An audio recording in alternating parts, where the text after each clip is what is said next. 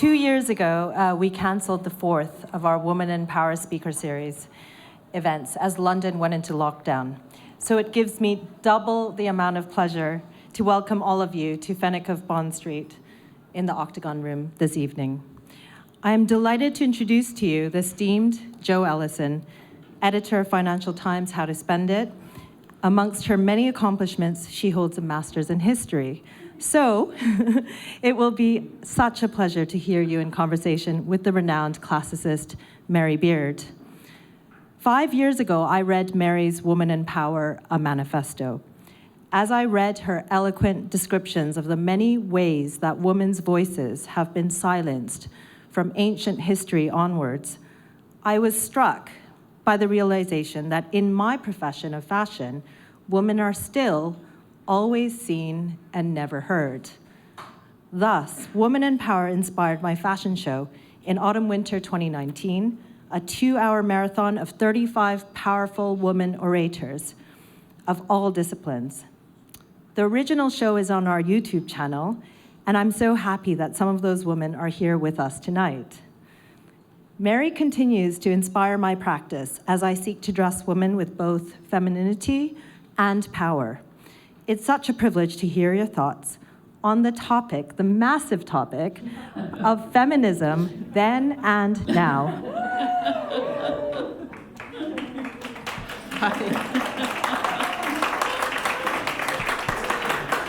Hi everyone. I was saying earlier that we were looking at this topic, and it's like, right, I get Mary to talk for about 45 minutes, and we can hit around 1973, and I might throw in a quick Gloria Steinem, and then we can finish, because I have like no expertise in feminism now or then. But I'm hoping that Mary's going to sort of help fill in a lot of space and time. But Mary, this obviously, the book came about, the show was inspired by the book, which was inspired by a lecture that you were asked to do by the TLS, I think you just said. London Review of Books. London Review of Books, sorry. And I guess in terms of like what you were hoping to express with it at the time, what was the purpose and what was your ambition with it? The true answer is I didn't have much ambition for it. That the London Review of Books runs this winter lecture series, and they said, would I do a lecture? And I think this was in 2014, and I said yes, but the trouble is when you say yes to giving a lecture, eventually someone says, well, what's the title? You know, and of course, if you haven't written it, you don't know what it's about. And so I kept procrastinating until the editor of the LRB, a great woman called Mary Kay Wilmers, said, look, we've got to get a programme out. What are you going to talk about? And I said, I don't know. And she said, all right, I'll give you a title then. You're going to talk about the public voice of women. And I said, fine, fine. And what happened then, I think, was that one part of me thinks that I'm just like a very good student, and really what I do is if somebody gives me a title, I'll write an essay, and that will be it. I'm just bad at thinking of the titles, quite good at writing the essay. But I think more really was that Mary Kay, who's a very good editor, showed that what good editors do for you is they tell you what you don't realise you want to talk about, even if you do. So I eventually began to warm to the task, and I thought, this is so interesting. And the lecture, like the book, starts with a passage from Homer's Odyssey, the second oldest work of Western literature. And I have read the Odyssey since because I was at a very swotty girls' school, and I've read it since I was about 15. And I teach it. And there is one passage in the beginning of the Odyssey, which I must have read hundreds of times, which I'd never noticed until I was preparing this lecture, which was story of Odysseus still coming back from the Trojan War. Penelope, his savvy wife, is at home. She's being pursued by these beastly suitors who want to marry her. And she keeps putting them off. There's one moment at the beginning of that book, which is the first book of the Odyssey, where Penelope comes downstairs. She's been weaving upstairs, and she hears a bard singing. And she realizes he's singing about what a terrible time the men like her husband are having getting back from the Trojan War. You know, this is composed in the 8th century BC. And she says to the bard, oh, you know, for crying out loud, can't you sing something nicer than that? A bit happier, a bit jollier. And her son, a weedy teenager, says to her, oh, mother, shut up. Speech is man's business. Go back upstairs. And she does. And in a way, that became the kind of template for the whole book, really, because I thought, blimey, women have, from the very origins of Western literature, women have been told to shut up, in this case, by their weedy teenage son. Right? And that is not only a kind of really big rooting of women's silence in Western literature. The other thing was I'd never noticed it. Right. You know, you read these things and you don't see the misogyny, sexism, something on the spectrum. You don't notice it. And, you know, in a way, this book is a tribute to the fact that about 40 years too late, I noticed what was going on. And you were saying just a minute ago also that it was also an exercise in finding your own voice on a subject that wasn't necessarily something that felt like a natural arena for you. Because would you kind of identify as being a feminist kind of lecturer or someone who had a specific interest in kind of women in history? I mean, in a way, the answer to that is yes, but what this did was it kind of allowed me to think from a different place about it. I wasn't teaching undergraduates. I was talking to a general audience, people I didn't know who was going to turn up. And I kind of felt that I'd got something to say about the long history of Western misogyny. And it was kind of liberating for me to, everywhere you look, as soon as you start to spot it, how do women talk? Oh, they're just like bloody animals. They yap and they squawk. People are saying that in the 7th century BC, and they're saying it in the 21st century AD. And some of these tropes about how women don't fit into the idea of the public voice that we think we have, are very, very old ones. We haven't invented the silencing of women. If anything, we've done a bit to challenge it. Not enough, but a bit. And I suddenly thought, right, this does all connect. What I do for my day job and this, it connects. And we're all implicated in it. I mean, I think I don't say in the book, but I will now confess. And I vividly remember the first time I got on a plane and we got to the bit where the pilot's supposed to come on and say, good afternoon, ladies and gentlemen, we'll be flying at 30,000 feet and there'll be a bit of turbulence at a certain point. And it was a woman's voice. And I remember, to my shame, cringing with terror. No, worse. Rolling your eyes to heaven and going, oh, God. Worse than that, really worse, and this is why it's a terrible confession, thinking, why is one of the cabin crew doing this announcement? Oh. And I mean, and it was only that split second. It was only, and then I thought, no, my God, the pilot's a woman, right? This is what you want. But I was so conditioned to hearing that kind of voice as being a male voice that my first reaction was completely misprocess it. I mean, in that idea that women's voices have kind of historically been suppressed or, undermined, in what circumstances do you think consistently do women's voices get amplified? Because otherwise it could be a bit of a sad old evening where we're like, yeah, suppressed for 2,000 years and it's never going to get any better. I think women amplify their own voices within women's communities very well and very powerfully. And I think that gets put down. I mean, I think gossip is one of the best things that God ever invented.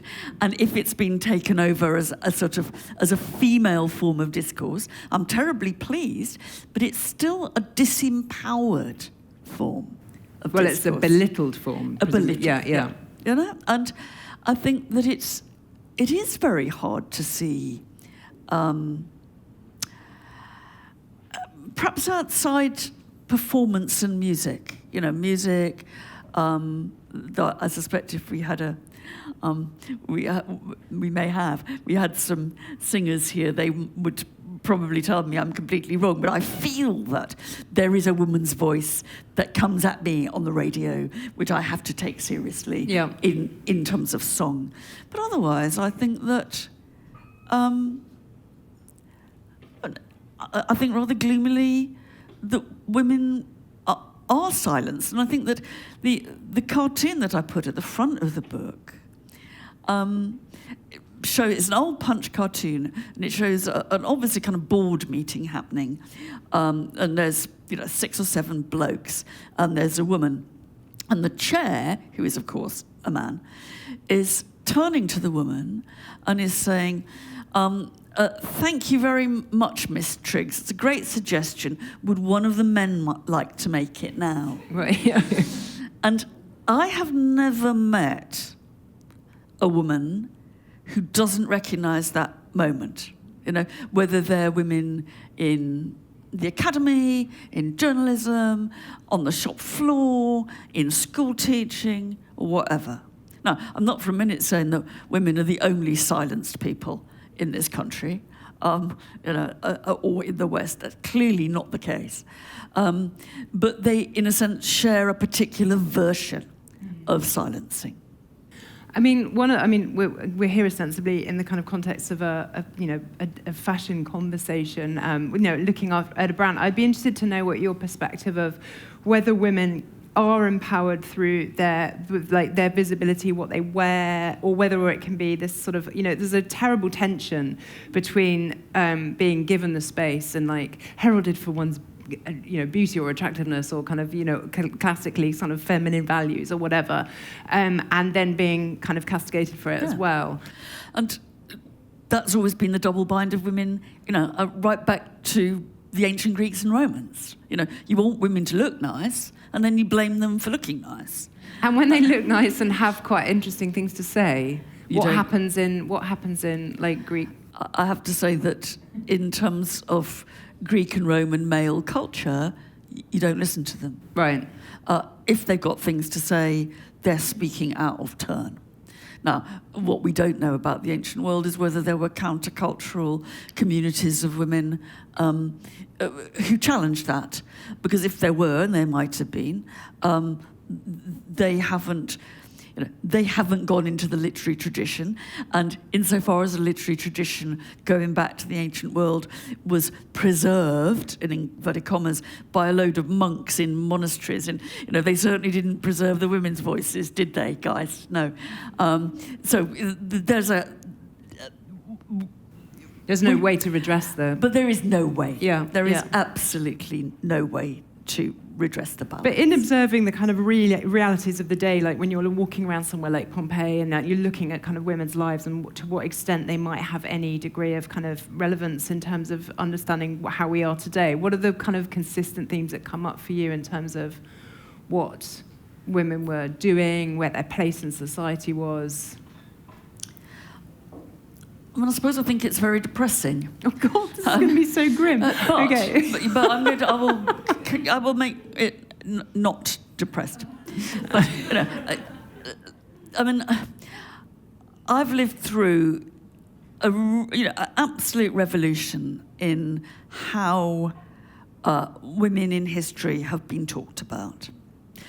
Mostly they are, mostly, not entirely, they're relatively elite white women, but there has been a revolution. So, same before, when I was a student in Cambridge, we did sometimes, because I was a women's college, we did sometimes do a little tiny bit of work on ancient women, but we always did it in the summer term when it didn't matter. You know, it wasn't going to come up in the exam, that's for sure. Right? And that has completely changed. Women, the study of women used to, you know, it could have been the study of beetles. It could have been, you know, writing about insects in antiquity. It was women in antiquity, but it was all the basic. It was something insignificant in antiquity. And I think the first thing that happened, you know, through my career was the people started saying, look, we do want to recreate women's lives.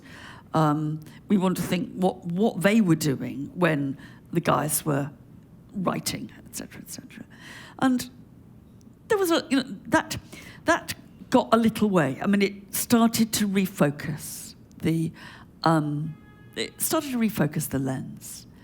But, you know, eventually, if there are about 20 pages of ancient literature written by women and about 500,000 pages written by men, and there's not much you can do if that's the case. And, you know, I used to say to people, look, if you really want to get, if you want to study the women's experience, ancient history is a lousy place to start, right? You know, because you can't.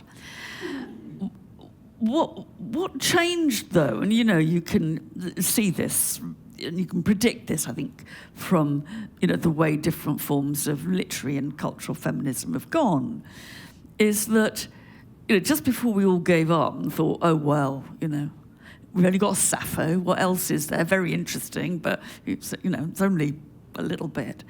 People started to see that if you couldn't recreate the place of women in the ancient world from their point of view, one thing that you'd been missing was the role of gender and gender difference as being absolutely central to what everybody, men particularly, obviously, what men wrote about. That Greek tragedy was not comprehensible unless you saw that at the foundation of Athenian culture, there was this actual kind of oppressive standoff between men and women. You know, Clytemnestra, the errant, I'm putting that in inverted commas, wife of Agamemnon, another of the Greek heroes who go to fight in Troy, takes a lover while he's away, murders him when he comes back home. What ancient tragedians like Aeschylus in that case constantly returned to was the issue of how you place and understand women and gender difference in antiquity. And nobody had ever kind of said that before. You know, Clytemnestra had just been a baddie, you know. She murders her husband. That wasn't the right thing to do. We started to see that people were talking about what is it about the relationship between men and women that is so kind of edgy in Greek literature? So it's always a point. It always tends to be a point of terrible friction. It's a point of sometimes productive edginess, but often friction. And I mean, I think violence against women was something that, when I was a student, I was taught not to notice. I think not to recognise that. One of the set texts that we read was Ovid's famous poem, The Metamorphoses, which is essentially, according to, you know, what the title, it's about people changing shape. It's about, you know, poor old Daphne being changed into a tree, etc., etc. It's actually about rape. It is 16 books of stories about rape. And when I look back to how I was taught that, we didn't even use the word rape. I remember we talked about all these heroines being ravished, as if somehow kind of they were having a good time, really. And it took me, 20 or 30 years to open my eyes and to see that this was about one rape after the next. Now, sometimes my students now say, I don't want to read this. Why should I sit down and read, a textbook on rape? And while I find that, I want to say, look, we've got to look this in the eye. We've got to see that that's what classical culture was about. I at least give them the credit of having noticed what this damn book was about when I never did. And, we could have seen the Titian exhibition that happened just before lockdown at the National Gallery, the rape of Europa, etc., etc. And there is stories from Ovid which are putting on rich men's walls violence against women. And I still want to keep Titian on display in public galleries, but I want at least to title him right. I want to say, what is this? Yeah. And I think for me in doing classics over the last, 50 years, I guess, is that's been the big change, that I have the subject, but personally me, I've seen stuff, thanks to feminism, in classical literature, that when I was a kid, I just didn't notice. Nobody encouraged me to notice it. Now, when you've noticed it, you still got to decide what you're going to do with it, and how you're going to analyse it. But God, we've got to see it for what it is. So when you are looking at history, it's not about necessarily finding the feminists, which I think is what we all desperately want to do. We'd love to, yes. But it's actually about putting a feminist lens on something and then understanding something through a context that helps us understand maybe how we are today. I mean, it's interesting you're talking about, the rape of many, many different women historically, and now we're looking at Ukraine and the kind of like violence against women there, and how increasingly the UN are reporting this violence against women, and yet how hard it is to prove, how difficult it is to bring to court. That these, again, even within 2 months, has almost been mythologized as kind of like folklore or something that is happening in a community, but no one really knows and there's no proof. And that will... And then that's kind of been typical of all wars throughout all of time, is that the women get ravished and the men conquer. And, the history of the weaponization of rape goes back as far as you can see in ancient warfare. But, it reminds me of a student's master's dissertation I've just been supervising, and this is a shout out to Isabel Clegg, because I'm using what she's just been writing her master's dissertation on. But this student of mine took a very famous scene from classical antiquity where Scipio, one of the eventual conquerors of Hannibal in some bloody Roman war, is, as a prize of war, offered a young native, inverted commas, princess. He discovered that she was betrothed, and he says, no, I will have nothing to do with it. Give her back to her partner. And it's a scene that became incredibly popular in the Renaissance. And there is, hundreds of paintings of this scene known as the continence of Scipio. Scipio being a good boy. Yeah, so his virtue and honour and that's right. Okay. And what Isabel said when she was writing a dissertation is, this is the other side of martial rape. This is, a bloke getting praised over centuries for not raping somebody. Yeah, right. No, so how are we implicated in that? And it's spot on. And you can go to the National Gallery and you can see paintings of the continence of Scipio, and he sort of comes away with a pat on the back. Well, it is better, I suppose, than that he did. But the idea you get that you somehow become a kind of a moral hero of Renaissance right up to the 19th century, and now, as she pointed out, in our museum labels, sort of saying the same thing. That's how embedded this is, and that's how we don't notice. But do we have moral heroines to look up to? I mean, it sounds like it's all a bit victimhoody and powerlessness. Are there not? There must be some women who we can look to think, yes, okay, this was a moral guide at least. I think you can enjoy the fun of spinning the story. Right. I don't think that you can. Hypatia, who's played by Rachel Weisz, the 4th century AD philosopher. You can try. Most of them end up dead. I mean, I'm afraid most of the female voices who are speaking to us from antiquity end up nastily dead. What I think you can do, though, is that you can see the male stories about these women for what they are, and you can start to unpick that. And I think sometimes you find parallels with now. I mean, this audience looked largely too young to have enjoyed the BBC's I, Claudius when it was first shown in 1976, but it was a story of the first Roman emperors.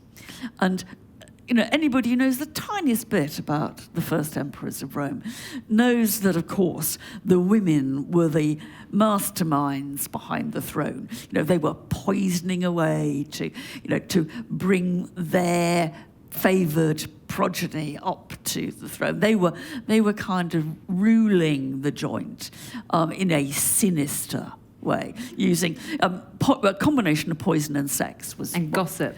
Poison, sex, and gossip. Yes, actually, you've got to add the gossip. And again, and I do feel I'm always late to the party on this kind of thing. It's taken us a very long time to see that construction of female misuse of power as an absolute traditional, male way of thinking about how women operate. And we, And undermining their power. And undermining them completely. And, whether Augustus's wife, Livia, brilliantly played by Sian Phillips,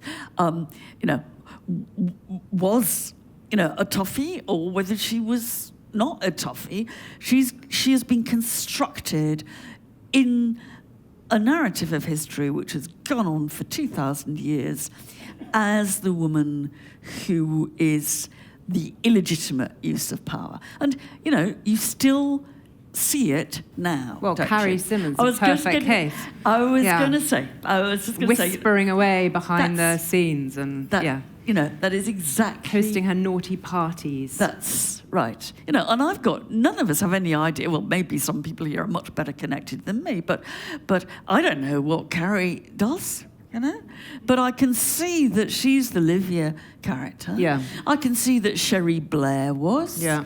Nancy Reagan was. Do you remember? I mean, again, you do look mostly too young, but you remember how Nancy was supposed to kind of tell Ron what to do because he was a bit thick. Yeah. But she would do it by horoscopes and her all kinds of different versions of contacting the supernatural. I suppose women have always got that woo-woo element, the strange spirituality. Yeah. Maybe it's Diana conversing with her seances and That's right. And we never say that about Charles talking to trees. No, we just say he's a bit bats. But when it's Diana, it's environmentalism. It's not woo-woo. That's right. Yeah.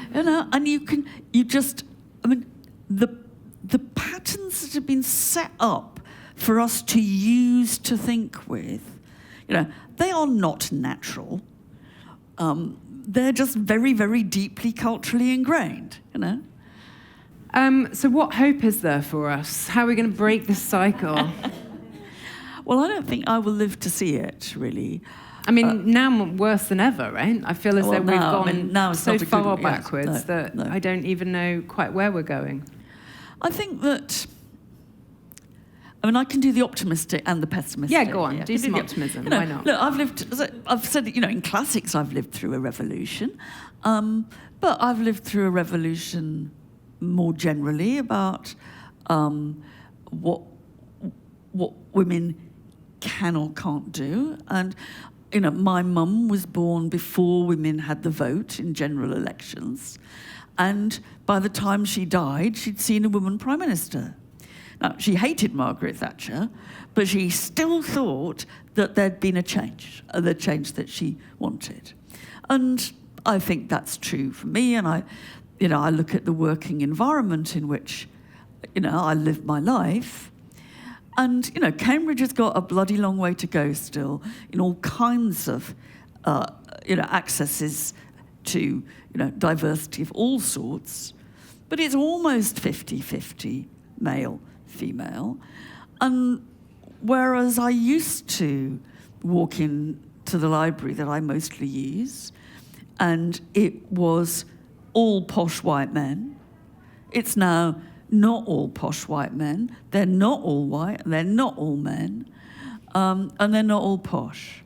Now, there is, I would be the first to say that there's a hell of a lot more which requires doing. But when I think about how my working environment has changed, and what you can say, I think, you read a hell of a lot in the papers about what you can't say in universities these days. There's a hell of a lot you can say that you didn't used to be able to say, and that's been a big change. I can say, shut up and let a woman have a go. Or, I couldn't say that 40 years ago. I mean, is it a lot of the time, is it about somebody sort of making sure there is that space, and when that person has repeated the male idea to say, and we kind of, it's up to other people to kind of reinforce the language around things. And I think that happens, and I think it happens with disability. I mean, the idea that, I came to a university that had no handrails. I suppose I find it slightly aggrieving that as a woman or as someone who should be kind of empowering others who are a kind of disempowered social group, that it's sort of an obligation to lift people up, whereas a man can just rock up at university and like do his thing and talk about what he wants. And so it's just that thing of do we have to be communal-minded and helpful? I don't know. To be sisterly. Depends whether I'm feeling nice or not. I mean, because I think, the point of feminism is that it made things better for men, didn't it? I mean, I look at these guys and they're terrified, some of them, they're shit scared. They might bluster. They might have been taught to disguise the fact they're shit scared, but they're still shit scared, that's the privilege of getting a bit older and looking at students. And many of my students would tell me, they sometimes feel intimidated by these blokes, they're coevals, because they're so confident, right? And that they feel that they don't belong, and I think. I see exactly what they mean, and I used to feel that. But I now know that those confident blokes are wetting themselves. Or some of them are. Enough of them are for it to make the point. I don't think absolutely every, there are some old Etonians who I don't think. But it fascinates me that you were so nervous to speak out for so long, that you found it so hard to express yourself, or that you didn't feel that the environment was right. You seem you do seem very confident. People used to say, and did at the time when I gave 2 lectures in there, so there's a bit funny. You're talking about women being silenced, and we haven't noticed you being silenced, darling. And women would say that perfectly reasonably. What is it? How can you talk about people being silenced except by speaking out? And if you're speaking out, you're not silenced. And I think that is a paradox. I think that. People are surprised when I say that for the first 20 or so years of my career, I didn't speak. You talked about fashion. I mean, the women, fashion and gossip, after these seminars where there was maybe 5 or 6 women and 25, 26 blokes, And, none of the women had ever said anything. We'd go off to the pub and we'd talk about how we might make this better, And, we did think maybe fashion would be helpful. There was one woman who sometimes did speak in these seminars, and she wore a fantastic gold bomber jacket. And we thought, maybe that's the answer. I just wear the right clothes. Yeah, wear the right clothes and you'll be able to. I have to say, it never worked for me, right? But I mean that. But we went through all that, and it was a bit like the Miss Triggs moment in the cartoon that I used. You sat in these meetings, seminars, you knew you had something to say. I mean, it wasn't that you thought, oh, I haven't got anything to contribute here, but you could never get it in. It was as if they were happening in a language that was not yours. Yeah. And there were, I think a lot of people will recognise this, which is that if occasionally you did say something, more often than not, there would then be a kind of 15-second silence after you'd made your point, which would sound like forever in your head. And then some man would say, what I was trying to say was, as if you'd been entirely whited out. Yeah. And I felt a bit like that, in lectures. I wasn't very good at it. And I think that what I was doing all the time was I was trying to copy men. I was kind of looking at male lecturers or male interlocutors who I thought were clever, and I was trying to do that. Right. I was trying to kind of, ape them in some ways.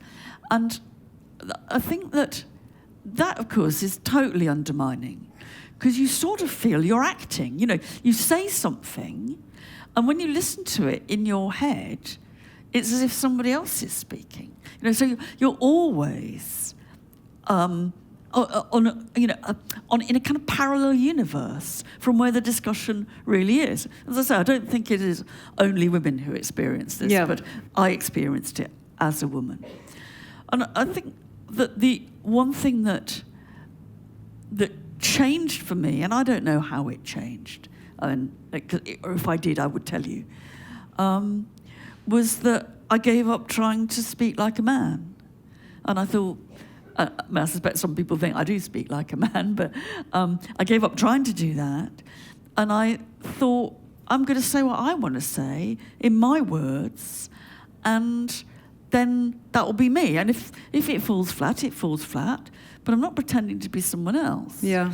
And I think that carried through for me very well to telly, because when I didn't do any television until I was in my mid-50s, and I just about with a gin and tonic I can watch myself on telly, just about. But one thing I recognise is I can think sometimes it's not very good, sometimes I think it's good, but it's always me. I recognise myself. You are your authentic self. I am my authentic self. I think when you put it like that, it sounds like a bloody cliche, but it's sort of. I hear myself in my head. I don't hear me trying to pretend to be somebody else. And, then I go off script and I don't get it right. And then I fumble. Yeah. And then someone says, well, what I was trying to say was, Yeah. It's only because somehow I was encouraged, and I don't know who did it. I was emboldened to follow my own instincts. I'd love to ask whether anyone has any questions, but before I do, I was going to ask you also, on the flip side of that, having a voice in a public sphere, you have been a recipient of incredible criticism, and that's something that women I think deal with very, very badly. They're very likely to shut down, not kind of engage any further, stop communicating. They can be cowed very, very quickly. How do you cope with it, and what's your best advice for when you get shouted down in the meeting or whatever happens? I think you're right. I think that women and people of colour in particular, but there are other groups, have such a really differentially bad time. When I look at what Diane Abbott gets on Twitter, it is so disgraceful. I suppose that my only advice, Well, my only advice is you have to do what makes you feel comfortable. You know, there's no. It's a bit like kind of not copying what somebody else does. There's no right way of dealing with people being horrible, ridiculously horrible on social media. The standard advice that I was always given was block them and pay no attention. And I found that quite awkward to do in the end, because I thought, look, that's just another way of silencing women. You know, that's leaving the bullies in charge of the bloody playground, isn't it? You know, they abuse me, and all I do is block them. And they go on saying it. It's just I don't hear it. So for some people that might be right, and I think you shouldn't kind of be prescriptive for other people. But I just found that when people said things that were just wrong, and I certainly haven't always got this right, by any means. When people said things that were just wrong, I wanted to say, I'm sorry, that's not right. I didn't say that. So you engage with that? I just engage. No, again, it would be really, really wrong to say, you know, every time you engage with someone, you have a miraculous conversion of the other person. That does not always happen. It perhaps doesn't often happen. It happens often enough. And I think also there's that idea, like, you know, the impression I think we might have given is that men and women sit in this kind of terrible, kind of like oppositional, adversarial, and actually, obviously, a lot of stuff is just good dialogue, and you've got to have a conversation to get to a point of disagreement, maybe. But you've got to learn how to disagree without actually, you know, martyring them or whatever it is. Right. And it's not, you know, not all the Twitter abuse is done by men. You know, no, God no. Women being nasty to women is one of the most depressing things. Yes, it is. But I'll just finish with one lovely little anecdote, which is kind of restoring faith in human nature. There was, I don't know, it was when I was getting in a storm about saying that there were people of colour in Roman Britain, you know, which is obviously true, though it doesn't go down very well among certain, you know, right-wing groups and others, I think. And somebody said something I thought really stupid. And so I tweeted back and I said, look, that isn't what I said, and you can't, you know, you have to think more carefully about what's typical and what's not typical. It was a careful reply, never get cross. That is a piece of advice, never get cross. He then replied and said, thank you so much for replying. Oh, there you go. I'm blown away. Yeah. I was a policeman, I'm a retired policeman, and I've just had a heart bypass operation. Don't be mean to me, else I'll die on you. But I'm reading a lot of history. And actually, we meet in our local pub, it's in Glasgow, we meet in the pub on a Tuesday night and we talk history. And if you're ever in Glasgow on a Tuesday, come and see us. And I thought, you know, I don't think we've got that much in common, but if you can, you know, you can't say fairer than come and meet us in the pub on a Tuesday night in Glasgow, and we can go on talking. Go on talking. Anyone have any questions? I'd love to hear. Yes, hand at the back there. I didn't quite. I mean, I heard it about Roe v. Wade, but what was the precise question? Oh, you got a microphone is coming. What do you think? What do I think? Oh God! I mean, the pessimism or the optimism? I don't know. I mean, I think that I do think that the setbacks that we have, and we have some, are never putting us back to where we were before. So I do think that although the progress towards proper women's rights isn't just a beautiful upward curve, it's a bit like that, I think it's going in the right direction, and I think it's still well. That's the optimist. I think it's horrible, and I think it's, you know, an absolute classic example of the state debating itself on the body of women. You know, that is what women are that is what always happens, that women's bodies are, is that...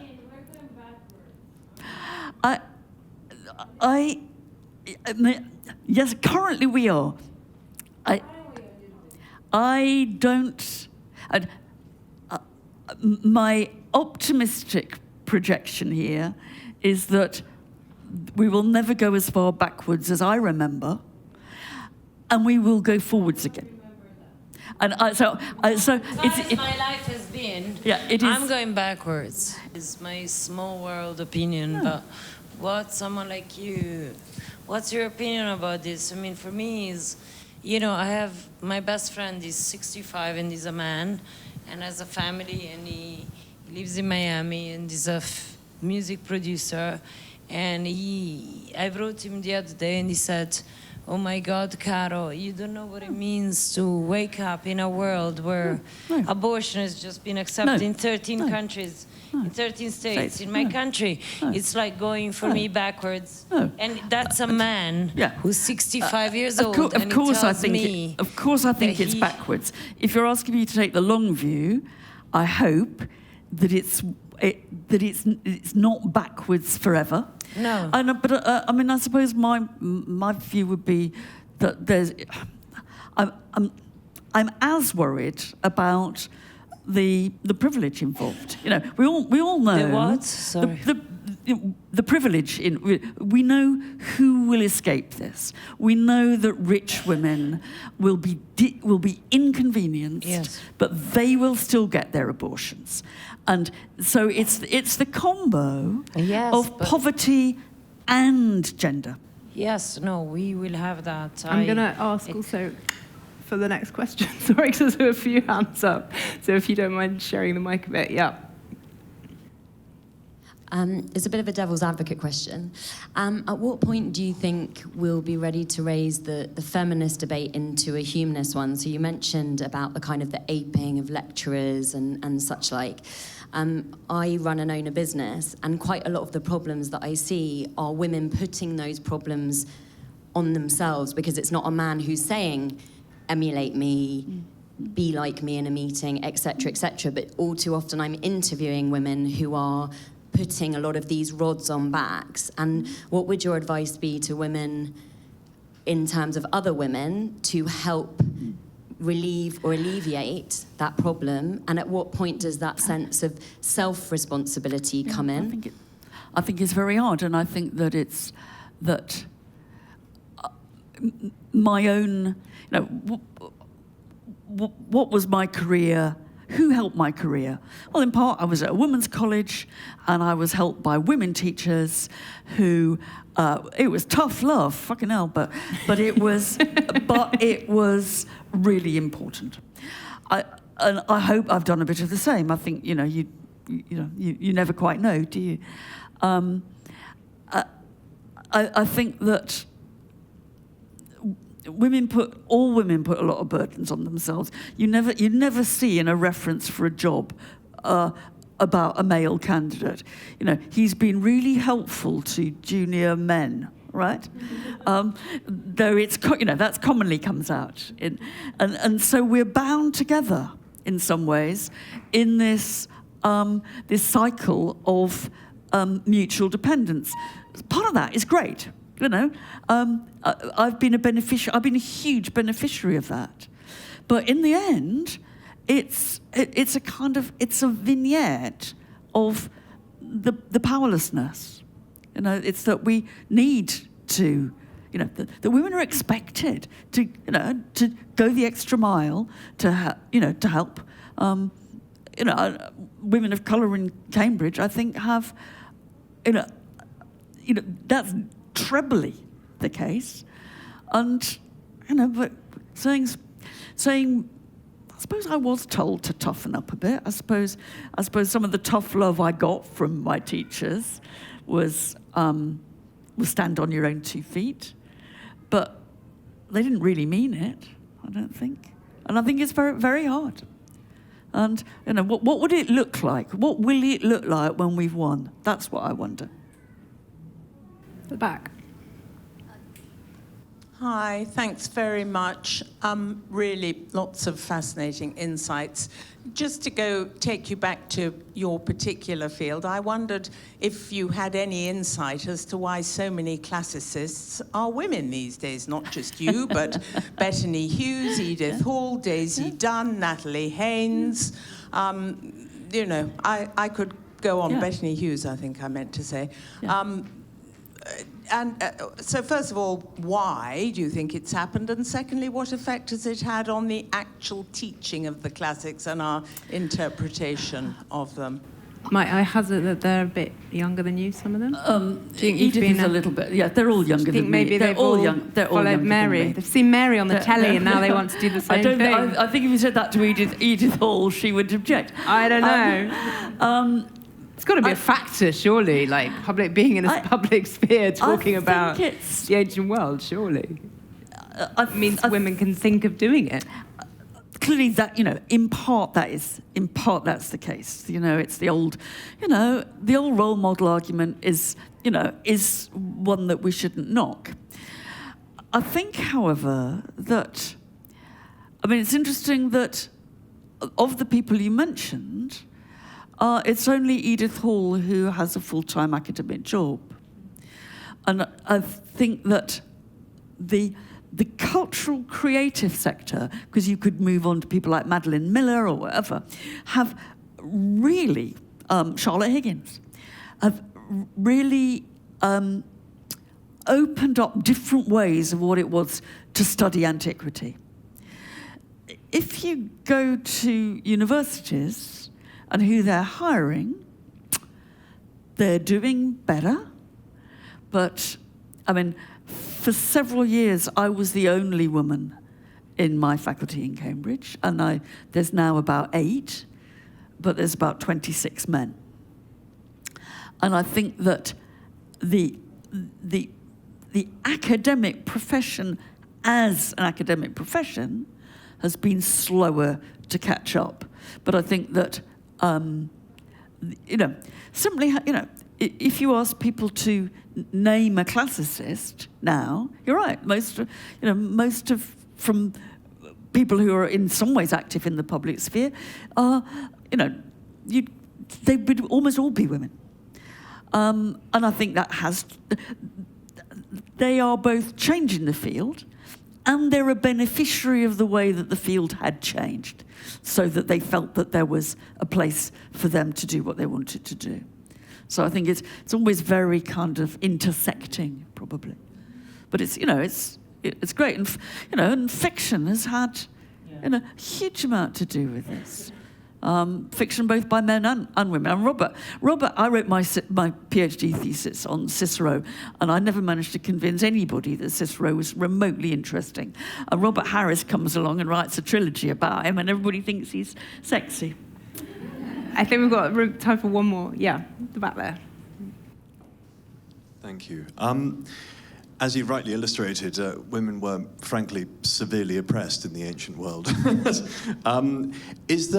Have you come across in your studies something which you could describe as the genus of female power in society? For example, as you said, in literature, women are very, very badly treated in Greek literature. Perhaps in the religious world, where they began to build a power base in society. I think you have to, if you're looking at the ancient world, religion would be one place to go, perhaps the only place to go. And there has been quite a lot of attempts to, in a sense, to see priestesses, etc., as being, at least a seed of that. And also there have been attempts to see female divinities and deities as that. And as a plug, you can go and see the Feminine Power exhibition at the British Museum, which has got religious women from all over the world. I think and yes, the answer to that must be yes, I think, but rather less than one would like. And I remember, thinking a lot when I was a graduate student, actually, because I worked on ancient religion. like the figure of Athena, the patron goddess of Athens. And there's a basic problem here. So if Athens is a exclusionary male society, which effectively has women veiled and confined to the home, how the hell, what on earth are they doing with a female goddess as their brand? And that's one of the ways that we focused on thinking about gender. And of course, the more you look at Athena, the more you see that she isn't a woman anyway. Goddesses are not women. What does she wear? She wears armor, right? She's holding a spear. She's got a helmet, and she was born out of the head of her dad, right? Everything about Athena is, I am not woman, though I look like I might be. And you push these kind of apparent nexuses of female power in the ancient world, and they all crumble a little bit, like Athena.